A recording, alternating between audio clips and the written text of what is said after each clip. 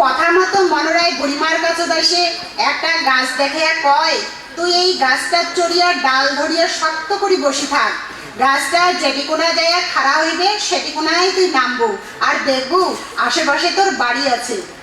মনোরায় গাছত চড়িল, শক্ত করে গাছের ডাল ধরিল, আর গাছের তল থেকে বুড়িমাও মন্ত্র পড়িল, জল ছিটাল, আর গাছটা এক রাইততে উড়ি আসিয়া দিনহাটা মাতালহাটের পাশত মহারাজা অনন্ত রায়ের পূর্বপুরুষ মহারাজা কান্তেশ্বরের গড়দাসী খাড়া হইল।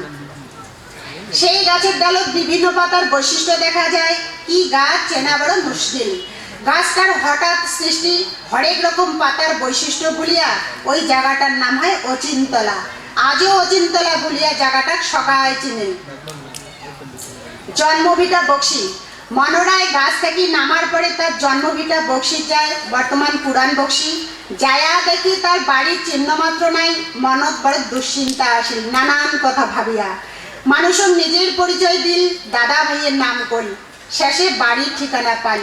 এই যেমন তেমন বাড়ি নয়, একেবারে রাজবাড়ি। ভেটাগুড়ি বর্তমান মহাকাল ধামে ছিল সেই রাজবাড়ি।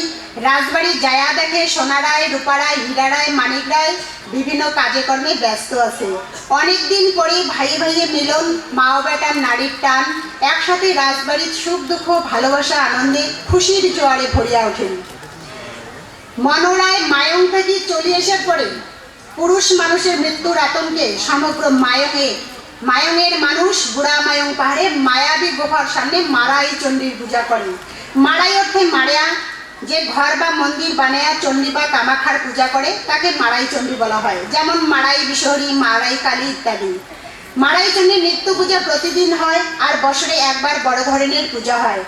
পূজার সময় অসুচ গায়ে কিংবা লাল রঙের কোনো জিনিস, যেমন আলতা, লাল রঙের যে কোনো পোশাক পরিধান নিষেধ ছিল। লাল রং রক্তের সঙ্গে সম্পর্কযুক্ত। দেবী চণ্ডী মা কামাখার পিয়াস আরও বাড়িয়া যায় বলে ওই অঞ্চলের মানুষজনের ধারণা। তাই সর্বদা পরিষ্কার পরিচ্ছন্ন সাদা রঙের পোশাক পরিধানে দেবীর পূজা মণ্ডপে ভক্তরা আসে। বছরে একবার দেবী চণ্ডীর পূজায় নরবলি দেওয়া হয় দেবীকে সন্তুষ্ট করার জন্যই। নিখুঁত বালক অর্থাৎ চ্যাংড়া সবাক দেবী চণ্ডীর সামনে পরিষ্কার যত্ন সহকারে আনিয়া বলি দেওয়া হয়, যাতে পুরুষ মানুষের লিঙ্গ আর খুলি না পড়ে। তখন হইতে ভূখণ্ডে নরবলি প্রথা চালু হয়। যে তরোয়াল দিয়ে দেবীর সামনে নরবলি দেওয়া হইতো, সেই তরোয়াল ওই মন্দিরে আজও ক্ষত আছে। এক শক্ত শালের খুঁটিত রশি দিয়া বাঁধা আছে সেই তরোয়াল। দেবীকে সন্তুষ্ট করার জন্য ওই তরোয়াল ব্যবহার হয়েছে বলিয়া কোনো লোক বাড়ি নিয়ে যায় নাই। তাই আজও ওই তরোয়াল মন্দিরে চকচক করে। এখন অবশ্য এই নরবলি প্রথা নাই। দেবদেবীর সন্তুষ্ট করার জন্য ঘোষ, পাঠা, কৈতর বলি দেওয়া হয়। হীরারায়। হীরারায় সোনারায়ের ভাই। 5 ভাইয়ের মধ্যে হীরা ছিল সবচাইতে জ্ঞানী। রাজ পরিবারের দেওয়ান, ছোট ভাই মানিক রায়ের মন্ত্রী। হীরা উজ্জ্বল সাদা রঙের, যা সাধারণত রত্ন হিসেবে ব্যবহার হয়। সেই হীরার সমতুল্য হীরারায়, হীরার টুকরা। হীরার খনি যেমন ভাল্যা হীরা থাকে, তেমনি হীরারায়ের পেটক জ্ঞান আর বুদ্ধির ছায়ায় ভরা। তার বুদ্ধির বাজমাত। কথায় আছে, যেমন নাম তেমনই কাম। নামের সাথে কামের গুণ এত কোনাও কম হয় নাই। গোটাই সাম্রাজ্যের প্রজার সাথে খোলসাভাবে আলাপ আলোচনা করে সুখ দুঃখ, আশা আকাঙ্ক্ষা, ভালো মন্দ কথা শুনে প্রজার শোক চাওয়া পাওয়া পূরণ করে। ভবিষ্যতের কথা কয়, আর প্রজার মন ও সুখ আনন্দে ভরি ওঠে। পথে ঘাটে রাস্তায় হীরারায় দেখলে মানুষ দৌড়ে এসে খুশি হয়, আনন্দ পায়। কারণ হীরারায় রূপে গুণে হীরার মতো উজ্জ্বল। প্রজার সাথে ভাল সম্পর্ক থাকায় গোটায় সাম্রাজ্যের মানুষ কোনোদিন অমঙ্গলের সম্মুখীন হয় নাই। তার জন্য হীরারায়ক নিজের খাওয়ার মতন দেখভাল করেছে, ভক্তি, শ্রদ্ধা, সম্মান করেছে, বাড়ির ডেকে নিয়ে যত্ন করে খাবার দিছে, আর হীরাও রাজবাড়ির খাবার নিমন্ত্রণ দিছে। রাজা প্রজার সুসম্পর্ক গড়ে উঠছে। সুন্দর রাজবাড়ি, সুন্দর সুশাসন ব্যবস্থায় কৃষ্টি সমন্বয় সম্প্রীতি রাজা প্রজায় জীবনযাপন করিয়া মনের মতন সমাজ ব্যবস্থা গড়ে তুলছে। সে সমাজ ব্যবস্থা আজও সভ্যতার নিদর্শন রূপে চিহ্নস্বরূপ হয়ে আছে। মানিক রায়। 5 ভাইয়ের মধ্যে সকালে ছোট মানিক রায়। মানিক ছিল রাজা। রাজবাড়ি ছিল ভেটাগুড়ি সিঙ্গিজানি গ্রামে, বর্তমান মহাকাল ধাম। রাজবাড়ির ভাঙা শিলাস্তম্ভে মহাকাল রূপে পূজা হয়ে আছে। এক সময় নরনারায়ণের বংশধর ভেটাগুড়ি মানিক রায়ের রাজবাড়ি তার রাজবাড়ি বানেবাদ হচ্ছে, কিন্তু মাওচণ্ডীর ভয়ানক স্বপ্নাদেশে সেটি আর রাজবাড়ি তৈরি করে নাই। পরে কুচবিহার তোষা নদীর পরে কুচবিহার রাজবাড়ি বানায়। এলা সেই রাজবাড়ি নাই, নদী গর্ভে বিলীন হয়ে গেছে।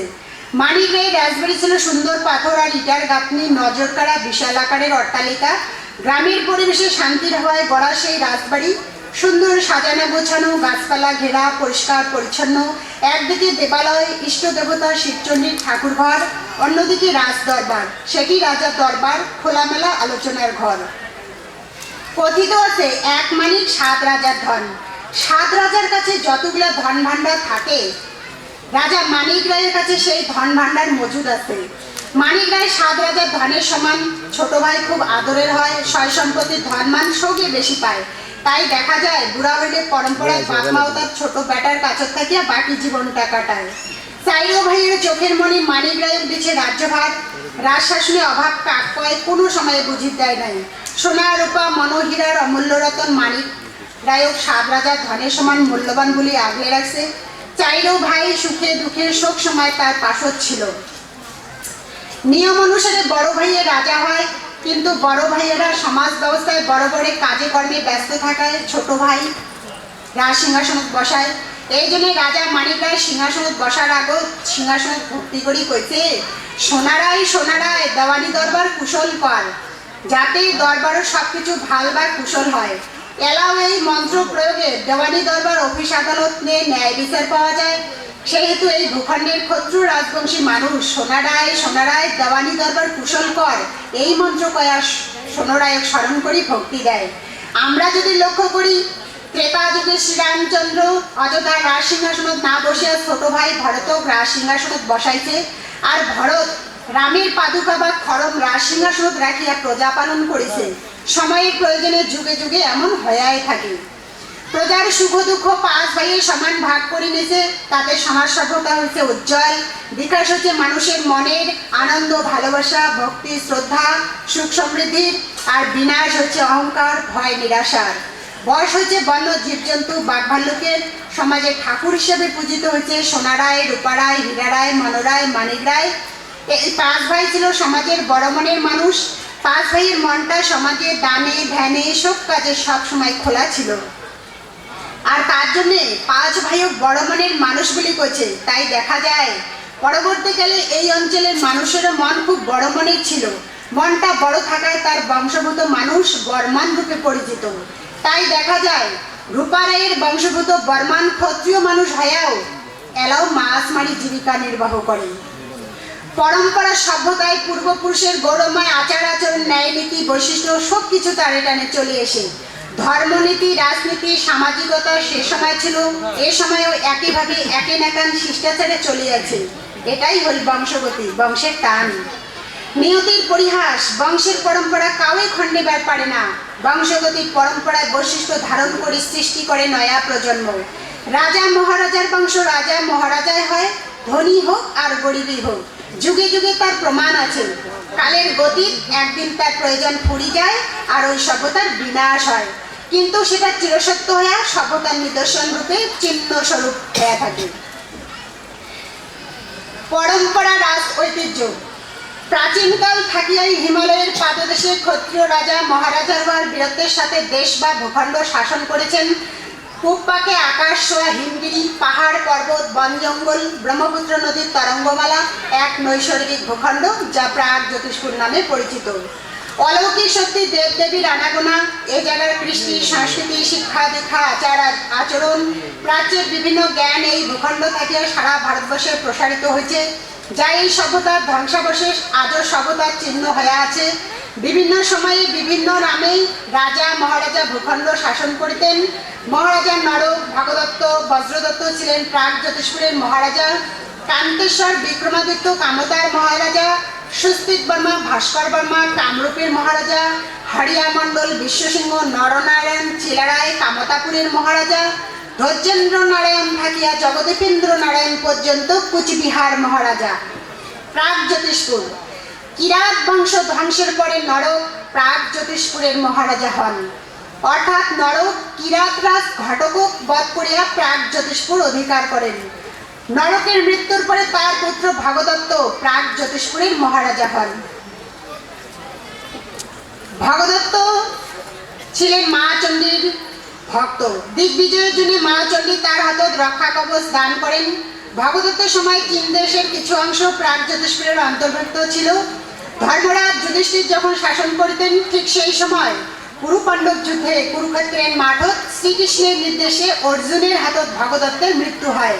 মাওচণ্ডীর ভক্ত বলিয়া মহারাজা ভগদত্তের ডাইন ভুজা সহ মহাশক্তির কবচ কুণ্ডলী তার ভূখণ্ড কাজলি কুড়ায় নিয়ে আসে কুরুয়া পাখি। ভগদত্তের মৃত্যুর পরে তার পুত্র বজ্রদত্ত প্রাক জ্যোতিষ্পুরের মহারাজা হন। পরে ওই বংশের সুপারু সুবাহু রাজা হন। কামতা। কিছুকাল পরে ভগদত্তের বংশভূত মহারাজা কান্তেশ্বর কামতার মহারাজা হন। মা চণ্ডীর বরে সীতাইয়ের ধুমুরখাতা কেশুরবাড়ি গ্রামে জন্ম হয় কান্তেশ্বরের। কান্তেশ্বরের মা উষা, বাবা উমাকান্তের ছিল খুবই অভাব অনটনে ঘেরা দারিদ্র সংসার। অসীম সাহসী পরাক্রমী বেতাল সিদ্ধিকারী মহাপ্রতাপশালী বীর বিক্রমাদিত্যই ছিলেন মহারাজা কান্তেশ্বর, যার রাজবাড়ি ছিল গোসাইনমারী। আর গোসাইনমারী থাকিয়া সমগ্র কামতা ভূখণ্ড সুন্দরভাবে দক্ষতার সাথে শাসন করেছে। মহারাজা কান্তেশ্বর ছিল মা কামাখ্যা এবং মাওচণ্ডীর মানস পুত্র। একদিন মহারাজা রাজ্যভার মন্ত্রী টয়রার হাতে দিয়ে মা কামাখ্যার দর্শন নিয়ে যাত্রা শুরু করে। পথ চলতে চলতে যোগী গোপায় রাতি কাটায়। কামতা কাব্যত বর্ণনা আছে, যোগী গোপাত পাহাড়ের গোপাত যোগীর আছিল ধাম। মহারাজা কান্তেশ্বর যোগী গোপাত যোগীর বাড়ি সুন্দর পরিবেশে সুন্দর পরিচর্যায় থাকে। মহারাজার মনে কোনো জাতপাত ধর্মের ভেদাভেদ ছিল না। সখাকে সমান নজরে দেখেছেন। আর নাথ যোগীরা মহারাজার আদর যত্ন সম্মান ভক্তি শ্রদ্ধা করেছে। মহারাজা ব্রহ্মপুত্র নদী পার হইবে বলিয়া যোগীরা কলার গাছের ঘোড়া তৈরি করে দেয়। ব্রহ্মপুত্র নদী পার হয়ে পঞ্চরত্ন পাহাড়ে পরবাস করে। পরে মা কামাখ্যার দর্শন করিয়া মহারাজা পুনরায় গোসাইনমারী রাজপ্রাসাদত ফিরিয়া আসে। কামতা রাজমিস্ত্রি বিশল্যা সহ ওই এলাকার মানুষজনের পূজা অর্চনা করার জন্য অভয়পুরী অর্থাৎ লাল মাটি এলাকা সুন্দর পাথর দিয়া শিব পূজার মন্দির বানায়। কালক্রমে মন্দিরটা কালা পাহাড়ে ধ্বংস করে। বর্তমান ওই প্রাচীন শিব মন্দিরটা গণেশ মন্দির বলিয়া কয়। মহারাজা কান্তেশ্বরক যোগীরা কোনো সময়ে ভুলিবার পায় নাই। এই জন্য ওই এলাকার মন্দিরের বগলত পাহাড়ের সুন্দর করে মহারাজা কান্তেশ্বরের মূর্তি খোদাই করে রাখে। কামতা কাব্যে মহারাজা কান্তেশ্বরের রূপের বর্ণনা খোদিত মূর্তির সাথে গভীর মিল আছে। সাপের মতন মাথার জটা মাটিত পড়ে হালি, এক বস্ত্র পরিধানে বাকি অঙ্গ খালি। মতির মতো মুখের দাঁত, ফুলের মতো হাসি, তারার মতো চৌখের মণি যেমন দেববাসী। রাজা কান্তেশ্বরের রূপ দেখিয়ে লজ্জা পায় দেবগণ। হায়রে, রাজাক দেখিলে প্রজার জুড়ায় তাপিত মন। মধুর সুরে কয় কথা মৃত্যু সঞ্জীবনীর মতো গুণ। ঘাড়ত বাঁশের ধনু রাজার পিঠে তীর ভরা তুল। কলার গাছের মতো উঁচা গোড়া মাগুর শান। রাজা কান্তেশ্বরের মতো সুপুরুষ আর আছে কোনজন। প্রজার মঙ্গলের জন্যে রাজা ঘুরে বনে বন। ঝাড় জঙ্গল বাঘের ভয় নাই রাজার মনে। আর একদিকে কান্তেশ্বর ছিল মাওচণ্ডীর ভক্ত। কাব্যে বর্ণনা আছে, গ্রামে গ্রামে ঘুরি রাজা করিয়া দরবার, সারা রাজ্যে চণ্ডী পূজার করিল প্রচার। কথিত আছে মাওচণ্ডী ভগদত্তের দেওয়া কবচের মধ্যে অবস্থান করিয়া আছে, যা আজও রাঙাপানির চণ্ডী মন্দিরে পূজা হয়ে আছে। সেই পূজা এখনো কান্তেশ্বরের বংশভূত মহারাজা শ্রী শ্রী অনন্ত রায় পূজা করিয়া আছেন। কামরূপ। মহারাজা কান্তেশ্বরের রাজত্ব চলে গেলে তার বংশভূত পুষ্যাবর্মা, সমুদ্রবর্মা, বলবর্মা কামরূপের মহারাজা হন। মহারাজা ভাস্কর বর্মা ছিল মহারাজা কান্তেশ্বরের মন্ত্রী টয়রার বংশগত, সবচেয়ে শক্তিশালী সুদক্ষ প্রজাহিতৈষী শাসক। তার কৃতিত্ব কামরূপে খুবই খ্যাতি অর্জন করেছিল। ভাস্কর বর্মার সময়ে পশ্চিম কামরূপ সমগ্র আসাম বর্তমান বাংলাদেশ কামরূপ রাজ্যের অন্তর্ভুক্ত ছিল। ভাস্কর বর্মার রাজবাড়ি ছিল সূর্য পাহাড়ে। এই সূর্য পাহাড় থাকিয়া সমগ্র ভূখণ্ড সুন্দরভাবে শাসন করতেন। ভাস্কর বর্মার সময়ে চীনা পরিব্রাজক হিউয়েনসাং কামরূপ দেশে ধর্ম সাহিত্য পরিদর্শনে আইসে। কামতাপুর। ভাস্কর বর্মার রাজত্ব চলে গেলে কিছুকাল পরে ওই এলাকায় ক্ষত্রিয় রাজা হারিয়া মণ্ডলের জন্ম হয়। হারিয়া মণ্ডল ছিলেন শিবের উপাসক, কামতাপুরের রাজা। কামতা রাজ্যের দানশীল মহারাজা কান্তেশ্বরের সেনাপতি ছিল মঙ্গল। তার দেহ ছিল হাতের মতন বল আর শক্তি। এক যোজন রাস্তা এক নিকাশে হাঁটেছে। সেই বীর মঙ্গলের বংশগত হাড়িয়া মণ্ডল পূবে চিকনা পর্বত অঞ্চলের রাজা হন। হাড়িয়া মণ্ডল ছিল শিবের ভক্ত। হাড়িয়া মণ্ডলের বউ হীরা দেবী শিব আর চণ্ডীর আরাধনা করিয়া লাভ করে দুই বলিষ্ঠ ছাওয়া, বিশু অর্থাৎ বিশ্বসিংহ, শিশু অর্থাৎ শিশুসিংহ। বিশ্বসিংহ ছিলেন শিব আর চণ্ডীর ভক্ত। মা চণ্ডীর নির্দেশে সমভূমি অঞ্চলে তার রাজবাড়ি স্থাপন করেন। আলিপুর মহাকাল গুড়ির পাশে হিঙ্গোলা বাসে। বর্তমান জায়গাটা হাড়িয়া চৌপতি বলিয়া পরিচিত, অর্থাৎ বিশ্বসিংহের বাবা ছিলেন হাড়িয়া মণ্ডল। বিশ্বসিংহের সময়ে পূর্বপুরুষের জন্মভিটা পশ্চিম কামতাপুরে পাঠান মুঘল আক্রমণ করিলে পূর্বে কামতাপুর থাকিয়া বিশ্বসিংহ পশ্চিম কামতাপুরে আসে। বিশ্বসিংহের পূর্বপুরুষের ভিটা কামতায় আসিয়া পাঠানদের পরাজিত করে এবং পশ্চিম কামতাপুরের মহারাজা বলিয়া ঘোষণা করে। বিশ্বসিংহের রাজ্যাভিষেক প্রাচীন কামতা রাজবাড়িতে হয়, আর গোসাইমারি কান্তেশ্বরের রাজবাড়ি কামেতেশ্বর উপাধি গ্রহণ করিয়া রাজ সিংহাসনে বসে।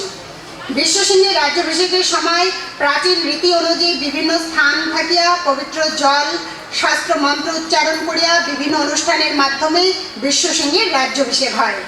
রাজ্যাভিষেকের সময় বিশ্বসিংহ উপাধি লাভ করে। রাজ্যাভিষেকের সময় ছাতা, লাঠি, সাদা চামর, পতাকা ইত্যাদি ব্যবহার হয়েছিল। রাজ সিংহাসনে বসিয়া বিশ্বসিংহ সমগ্র কামতা রাজ্য নিজের দখলে আনেন। বিশ্বসিংহ ছিলেন একজন প্রতাপশালী রাজা। মার্কেন্ডেয় পুরাণে 35 নং পত্রে বর্ণনা করা আছে, কামতা নগরে বিশ্বসিংহ নরেশ্বর প্রচন্ড প্রতাপ রাজা ভোগে পুরন্দর, অতি সুপুরুষ সেজে কামতা নগর তথা আছহ বিশ্বসিংহ নৃপবধ। দশম স্কন্ধ ভাগবতের 78 পত্র। মহারাজা বিশ্বসিংহ কামতা নগরে তার পুত্র ভোগে তুল্য নহে পুরন্দরে, মার্কেন্ডেয় পুরাণের প্রথম পত্রে আছে। মহারাজ বিশ্বসিংহ কামতা থাকিয়া পূবে কামাখ্যা পীঠের ভগ্ন মন্দির উদ্ধার করেন। যে পীঠের মন্দিরটি প্রথম নরক তৈরি করেন মা কামাখ্যার উপাসনার জন্য, কিন্তু কালক্রমে মন্দিরটি ধ্বংসস্তূপে পরিণত হয়। আর ওই এলাকার পর্বত অধিবাসীরা ওই ধ্বংসস্তূপে দেবতার স্থান বলিয়া পূজা অর্চনা করে, পশু বলি দেয়। এক সময় বিশ্বসিংহ ও শিশুসিংহ দুই ভাই তার সৈন্য সামন্ত নিয়ে অভিযানে যাওয়ার সময় রায়তত সৈন্য দলের সাথে ছাড়াছাড়ি হয়। বিভিন্ন জায়গায় ঘুরতে ঘুরতে দেখে মাটির ঢিবির বগলত গাছের গোড়ত এক বুড়ি বসি আছে। বুড়ি ওই জায়গাটার কথা জিজ্ঞেস করাতে বিশ্বসিংহ জানির পায় ওই মাটির ঢিবিটা স্থানীয় লোকজনের দেবস্থান। বিশ্বসিংহ ওই দেবস্থানে মানাচিনা করে হারে যাওয়া সৈন্যের সাথে পুনরায় দেখা পাওয়ার জন্য খুব তাড়াতাড়ি বিশ্বসিংহের মনোবাঞ্ছা পূর্ণ হয়। সৈন্যের সাথে রাজার দেখা হয়। ওই পুণ্যস্থানে দেবতার মাহাত্ম্য দর্শনে রাজা খুবই মুগ্ধ হয়। তখন বিশ্বসিংহ ওই ভাঙা শিলাখণ্ড দিয়ে কিছু দূরে মা কামাখ্যার মন্দির নির্মাণ করে, যা 51 পীঠের অন্যতম কামাখ্যা মহাপীঠ রূপে পরিচিত। বিশ্বসিংহের মৃত্যুর পরে তার পুত্র নরনারায়ণ কামতাপুরের মহারাজা হন, আর ভাই শুক্লধ্বজ অর্থাৎ চিলারায় কামতাপুরের সেনাপতি ছিলেন। দুই ভাই অসীম ক্ষমতার অধিকারী। দুই ভাই মিলে বাবা বিশ্বসিংহের অসমাপ্ত কামাখ্যা মন্দির পুনর্নির্মাণ করেন। মন্দির ভালোভাবে পরিচর্যা করার জন্য নরনারায়ণ মন্দিরের নামে অনেক জমি দান করেন। মন্দিরের গায়ে মন্দির নির্মাণের বর্ণনা শিলালিপিতে খোদাই করা আছে। লোকানুগ্রহক কারক করুণা পার্থ ধনুর্বিদ্যায়া দানেনাপি দুর্জি কন্ন সদৃশ মজ্জাদয়ন্ত নিধি নানা শাস্ত্র বিচার চর্চিত কন্দর্প রূপোজ্জ্বল কামাখ্যা চরণাচক্ষ বিজয়তে শ্রী মল্ল দেবানৃপ প্রাসাদ মন্ত্রী দুহিশ্রী চরণারবৃন্দ ভক্ত কর দনুজ বর নীলে শৈলী শ্রী শুক্লদেব মূল্যসিত পলনে সাকেত রঙ্গ গজবেদ শশাঙ্ক সংখ্যে। ওম মানে সৃষ্টি। লোকের আগ্রহ শ্রীকৃষ্ণের মতো করুণাময়, অর্জুনের মতো শ্রেষ্ঠ ধনুর্বিদ্যায় পারদর্শী, দধিশ্রী মুনির মতো শ্রেষ্ঠ মুনি, কর্ণের মতো দানী, সমান মর্যাদা সম্পূর্ণ দয়ালু রাজা, সমস্ত শাস্ত্র বিচারক, চরিত্রবান, গাওয়ের বর্ণ সোনা রূপার মতো উজ্জ্বল চকচকা। মা কামাখ্যার চরণের আশীর্বাদে আমি শ্রী মল্ল দেবানৃপ অর্থাৎ মই মহারাজা নরনারায়ণ রাজপ্রাসাদ থাকিয়া আসি মই ছোট ভাইয়ের সাথে তোর চরণ ভক্তি করিয়া দুই ভাই শরীরত বর নিলাম। চিলারায় নরনারায়ণ আমরা দুই ভাই মহা আনন্দিত হইলাম। এই দিনে 14 1487 শকে হাতি ঘোড়া যুদ্ধ সামগ্রী সহকারে বেদ মন্ত্র উচ্চারণ করিয়া পূর্ণিমার রাতি মা কামাখ্যা তোর পূজা করিল। তখনকার দিনে মহারাজা নরনারায়ণের সেনাপতি চিলারায়ের বহুসংখ্যক অশ্বারোহী গজাতি জলবাহিনী সেনা ছিল। তার সৈন্য নারায়ণী সেনা নামে পরিচিত ছিল। চিলারায় মহারাজা নরনারায়ণের ছিল ডাইন হাত। চিলারায়ের গভীর জ্ঞান, নিঃস্বার্থ চরিত্র, ভাতৃপ্রেম ছিল অসাধারণ। তার বীরত্বপূর্ণ কৃতিত্ব চন্দ্র সূর্যের মতো আজও বিরাজমান। তার বাহুবলে নরনারায়ণ রাজ্যের সীমানা ছিল পশ্চিমে মিথিলা প্রদেশের সীমান্ত, পূবে আসামের শেষ সীমানা, উত্তরে হিমালয়, দক্ষিণে চট্টগ্রাম বঙ্গোপসাগরের বেলাভূমি পর্যন্ত বিস্তৃত বিশাল ভূখণ্ড। এই বিশাল ভূখণ্ডে নরনারায়ণ আর চিলারায় সুন্দরভাবে রাজত্ব করেছিলেন। পরবর্তী বংশধর প্রাণনারায়ণ সিংহাসনে বসেন। প্রাণনারায়ণ ছিলেন সুপণ্ডিত, শাস্ত্রজ্ঞ, ধার্মিক। তার রাজত্বকালে কুচবিহার ধর্মরাজ্য নামে পরিচিত ছিল। রাজ্যের সব মানুষের ধর্মকর্ম করিতেন। মহারাজা নিজে জল্পেশ্বর, বানেশ্বর, জটেশ্বরে পাথর দিয়ে শিব মন্দির নির্মাণ করেন। গোসানিমারির মন্দির তৈরি করিয়া ওই স্থানে দেব সেবার জন্য অনেক সম্পত্তি দান করেন। কোচবিহার, তার পরবর্তী বংশধরেরা কুচবিহার ভূখণ্ড বংশ পরম্পরায় কুচবিহার ভূখণ্ড শাসন করিতেন। বংশ পরম্পরায় 22 জনের অধিক মহারাজা কুচবিহার ভূখণ্ড শাসন করার পর স্বতন্ত্র কুচবিহার রাজতান্ত্রিক রাষ্ট্রের জবনিকা পড়ে। অর্থাৎ ভূখণ্ডের শেষ মহারাজা শ্রী শ্রী জগদীপেন্দ্র নারায়ণ ভূপ বাহাদুর ভারত রাষ্ট্রের সঙ্গে 1949 সনের 28 আগস্ট ভারত ভক্তি চুক্তি নামক সন্ধিতে যুক্ত হয়। আর কুচবিহার রাষ্ট্র ভারত সংবিধানের প্রথম তপশিলে গ শ্রেণীর রাজ্যের মর্যাদা দেয়। আর কুচবিহারের সমস্ত স্থাবর অস্থাবর সম্পত্তি কুচবিহার প্রজাবাসীর নামে উইল করে যায়। বংশের পরম্পরা ইতিহাস লক্ষ্য করিলে দেখা যায় মহারাজা কান্তেশ্বরের বীর সেনাপতি ছিলেন মঙ্গল, যার রাজবাড়ি ছিল মাথাভাঙ্গা। সেই মঙ্গলের বংশগত হাড়িয়া মণ্ডল রাজা হিসেবে ভূখণ্ড শাসন করেন এবং হাড়িয়া মণ্ডলের শেষ প্রজন্ম মহারাজা শ্রী শ্রী জগদীপেন্দ্র নারায়ণ ভূপ বাহাদুর। মহারাজা কান্তেশ্বরের মন্ত্রী ছিল টয়রা। টয়রার বংশগত ভাস্কর বর্মা। মহারাজা কান্তেশ্বরের বংশধর শ্রীমন্ত, অর্থাৎ মহারাজা অনন্ত রায়ের ঠাকুরদা শ্রীমন্ত। শ্রীমন্তের পূর্বপুরুষ মহারাজা কান্তেশ্বরের বাড়ি ধুমুরহাটা কেশুর বাড়ি।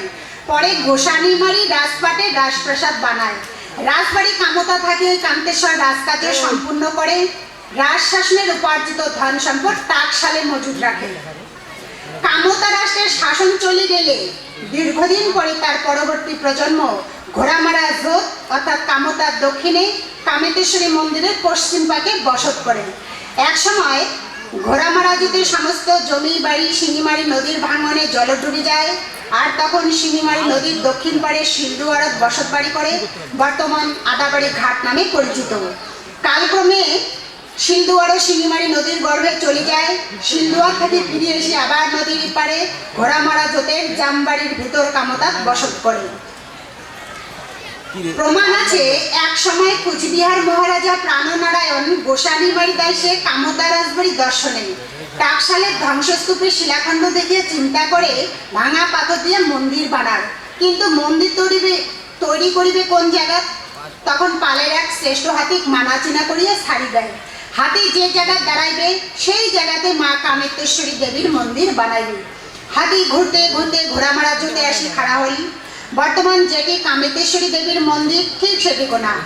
সেই প্রাণ নারায়ণ টাকশালের ভাঙা পাথর দিয়া সুন্দর করিয়া মা কামেশ্বরী দেবীর মন্দির তৈরি করিল।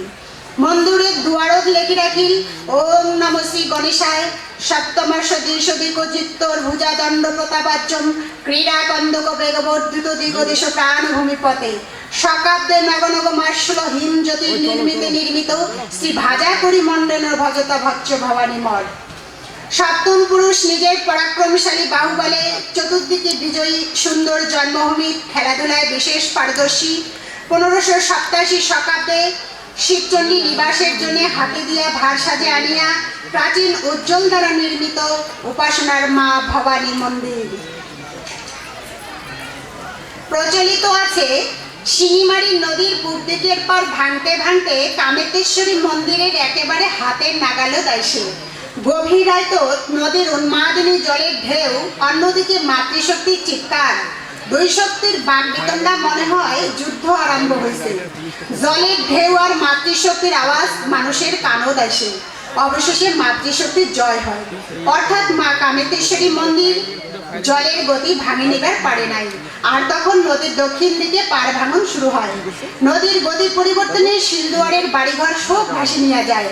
পরবর্তী বংশধর শ্রীমন্ত, ডাকনাম টৈলা, আর তার পূর্বপুরুষ আবার তখন ঘোড়ামারা জোতের এলাকা বসত বাড়ি বানায়া থাকে। এই বিশাল জোতের মালিক শ্রীমন্ত কান্তেশ্বরের বংশধর রাজবাড়ি এলাকা ছাড়ি কোনো সময়ের জন্য অন্য কোনো জায়গাত বসতি করে নাই। এলাকা থেকে অন্য কোনো জায়গাত বসতি করিলেও শেষকালে নিজ এলাকাতেই আছে। এটা বংশের টান, স্মৃতিমাখা পূর্বপুরুষের জন্মভিটা, সেটা কি আর ভোলা যায়? তাই দেখা যায় অনন্ত মহারাজের মাও তৈরিবালা আর তার দাদা সেই পূর্বপুরুষের জন্মভিটা এলাও আঁকড়ে ধরিয়াছে। মামার ভিটা ছোট বেটা গুপিনে কিনে নেয়, আর সেই পূর্বপুরুষের বাপ ঠাকুরদার জমিত মাও তৈরিবালা নিশ্চিন্তে ঘুমায়। বড় বেটা জুড়িন সেই ভিটা মাও লালন করে, আর মহারাজা অনন্তরায় সেই মাও দাদা পালন করে।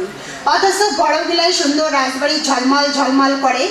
আগত যেমন রাজা মহারাজার সুন্দরভাবে প্রজা পালন করেছে, এলাও তেমনি মহারাজার সাথে কুচবিহার রাজ্যবাসীর আত্মার নিবিড় সম্পর্ক আছে, যা কর্মে গভীর। মহারাজা কান্তেশ্বরের বংশধর শ্রীমন্তের পরবর্তী প্রজন্ম, অর্থাৎ শ্রীমন্তের বেটা আষাঢ়ু দেবপ্রসাদ ঘোড়ামারা জুতের জমি জমা নদীগর্ভে চলে গেলে শ্রীমন্তের সাংসারিক দিকে অভাব অনটন দেখা দেয়। দেবকান্ত বড় হলে কাজ কামাই করিয়া আর্থিক উপার্জন করে। মহারাজা কান্তেশ্বরের মিস্ত্রি ছিল বিশল্লা, তার নিপুণ হাতের ছোঁয়ায় রাজবাড়ির সৌন্দর্য ফুটে উঠছে। মন্ত্রশক্তির জোরে বড় বড় পাহাড় কাটিয়া শক্ত খাম্বা বানে মনের মতো রাজবাড়ি গড়ে তুলছে। রাজবাড়ি সুরক্ষার জন্য তার সাঙ্গপাঙ্গ নিয়ে উঁচা করিয়া মাটির ঢিবি দিয়ে ঘিরে রাখিছে। কান্তেশ্বরের রাজবাড়ি ছিল সমভূমিক। সেই রাজবাড়ি থাকিয়া পাহাড় 300 মাইল দূরে। এত দূর থাকিয়া যাওয়া, পাহাড় কাটিয়া আনা একজন মানুষের পক্ষে সম্ভব, যায় নাকি জাদু মন্ত্র জানে। বিশালা এমনই একজন মানুষ ছিলেন। তৈরিবালার পিতৃবংশ, বিশল্লার পরবর্তী বংশ সোনারায়, রূপারায়, মনোরায়, হীরারায় ও মানিক রায়। সোনারায়ের পরবর্তী প্রজন্ম শ্রীকান্ত ভুরিয়া, অর্থাৎ অনন্ত মহারাজের মাও বংশই হল, মামা বংশই হল পরবর্তী প্রজন্ম। শ্রীকান্ত বংশের ছাওয়া, অর্থাৎ শ্রীকান্তের বেটি তৈরিবালা। শ্রীকান্তের বাড়ি বক্সি। শ্রীকান্ত 4 ভাই, সামারু, গোরকান্ত, শ্রীকান্ত। সমাজে শ্রীকান্ত ছিল রসিক, যুক্তিশীল, স্পষ্টবাদী, গল্পকাহিনী রূপকার। সেই সময় সমাজে সবাই জানার জন্য আছে তার ইতিহাস ও যুক্তিশীল কথা। আর মানুষজন কইছে খোটার কথা খোটর মোটর, সামারুর কথা শ্যাও, যত কথা নাই শোনেন তাই শ্রীকান্তের ওইটে যাও। শ্রীকান্ত এমনই একজন মানুষ যে তার বংশের পরম্পরা, গৌরবময় ইতিহাস সব সময় চর্চা করেছে। শ্রীকান্তের বেটা পকি, নকি, অভি, পিসু, একমাত্র বেটির নাম তৈরিবালা। তৈরিবালার জন্মের 3 দিনের মাথায় মা দুলাইয়ের মৃত্যু হয়। দাদা আর বাবার দেখভালে তৈরিবালা বড় হয়। শ্রীকান্ত বেটির বিয়েও দিবে উচ্চ বংশে, যদি চাংড়া গরিব হয়, উচ্চ বংশ হইলে তাকে বেটিক সম্প্রদান করিবে। শ্রীকান্ত উচ্চ বংশ সমন্বয়ে চ্যাংড়া খুঁজে লাগিল। খুঁজতে খুঁজতে দেবকান্ত নামে হাল বোয়া এক চ্যাংড়ার দেখা পাই। দেবকান্তের বাবা শ্রীমন্তের সাথে শিলদুয়ারত বিয়ার আলাপ আলোচনা করে। বিয়ার দিন ধার্য করে। মাঘ মাসের শুভ দিনে দেবকান্ত আর তৈরিবালার জয় জোগাড়ে বিয়াও হয়। সুখে আনন্দে দুঃখে কষ্টে অভাব অনটনের জন্ম হয় জুরিন, নিরিন, উপিন, অর্থাৎ মহারাজা অনন্ত ও গুপিন নামে 4 বেটার। পরম্পরা সভ্যতায় দেখা যায় পিতৃবংশ মাতৃবংশটা পরম্পরাভাবে চলে এসে, আর তখনই মাতৃবংশের গঠন চরিত্র পিতৃবংশে ফুটিয়ে ওঠে। তাই দেখা যায় শ্রীকান্তের 4 ভাইয়ের সাথে মহারাজা অনন্তের 4 ভাইয়ের যেন নারীর গভীর মিল চোখে পড়ে। শ্রীকান্ত 4 ভাইয়ের মধ্যে যেমন গৌরকান্তের সমাজে কোনো মূল্য নাই, ঠিক তেমনি আজকাল রাজবংশী ক্ষত্রিয় সমাজেও মহারাজা অনন্ত অর্থাৎ উপিন রায়ের ভাই গুপিনের কোনো মূল্য নাই। উদাহরণস্বরূপ জুড়িনের কথা খোটর মটর, নিরিনের কথা শ্যাও, যত কথা শুনিন চান্তায়, মহারাজা অনন্তের ওটি যাও। আজকা সেই মহারাজা ভূত ভবিষ্যৎ বর্তমান শতরজতম রাজনীতির শ্রেষ্ঠ জ্ঞান ভূখণ্ডে ক্ষত্রিয় রাজবংশী সমাজক উজাড় করে দেয়। আর সেই জ্ঞান উপার্জন করার জন্য মহারাজা অনন্তের কাছে মানুষ দলে দলে ছুটি আসে। সেই মহারাজা অনন্ত রায়ের মামা বংশের পূর্বপুরুষ তন্ত্র মন্ত্র জাদুবিদ্যায় খুবই পারদর্শী ছিল। সমাজে ওস্তাদ বলে